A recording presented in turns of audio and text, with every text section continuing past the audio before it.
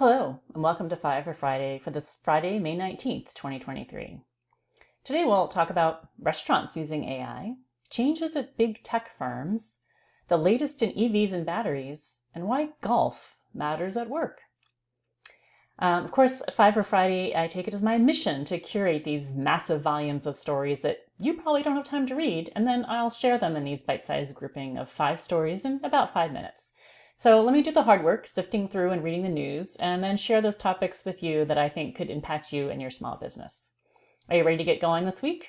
All right, we'll start with our topic number 1, restaurants and AI. Everyone is jumping on the AI bandwagon, and the trouble finding fast food workers is surely one of the key motivators driving chains like Wendy's and Hardee's to turn to AI chatbots to take your drive-through orders.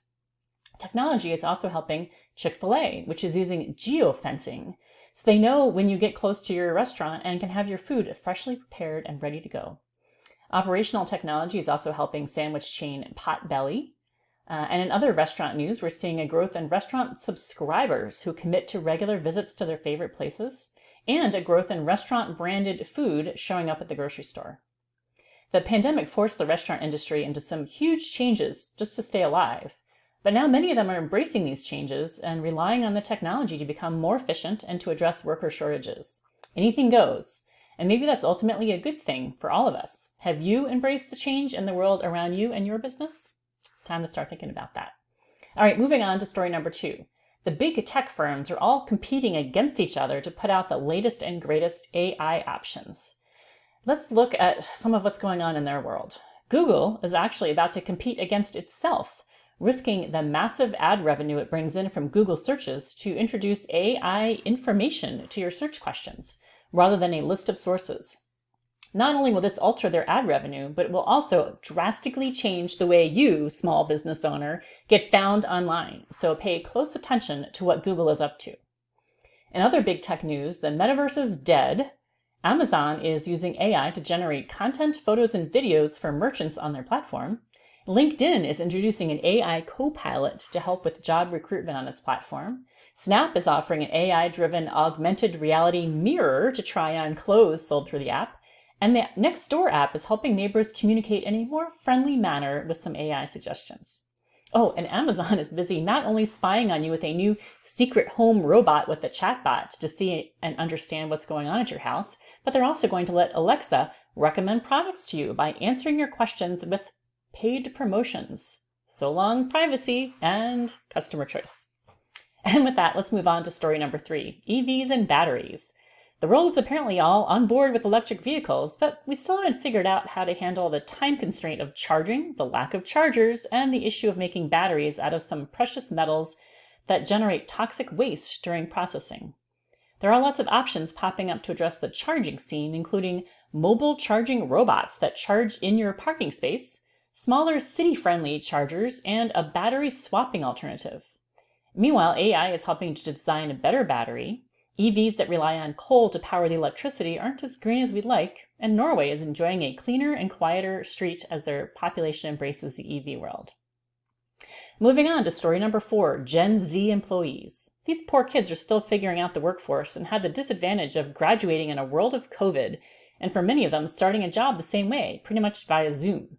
They're still struggling to master in-person communication skills, including the nonverbal ones. And they're all talk when it comes to work-life balance. Not only do they tend to be hard workers, but many of them are growing side hustles as well because they don't trust the security of their jobs. Hard to blame them. They're also sick of their smartphones, and many of them are actually embracing dumb phones that give them a break from all the social media and just allow phone calls, music, and texting. Maybe we should be learning from them. All right, moving on to our final story, number 5, women in business. Yes, this was a topic very recently, but there's still lots of news making its way to my inbox. Moms in particular are really struggling. There are no easy choices when it comes to career and kids, as childcare is hard to find and hugely expensive, and taking time away from your job to care for kids has a huge cost over the life of your career. Research shows that employers who provide childcare for employees see a huge decrease in absences and an even larger decrease in job turnover. But still, we aren't seeing many step up to offer that. More in the newsletter. And if we just look at women in the workforce in general, then I hope your boss doesn't golf.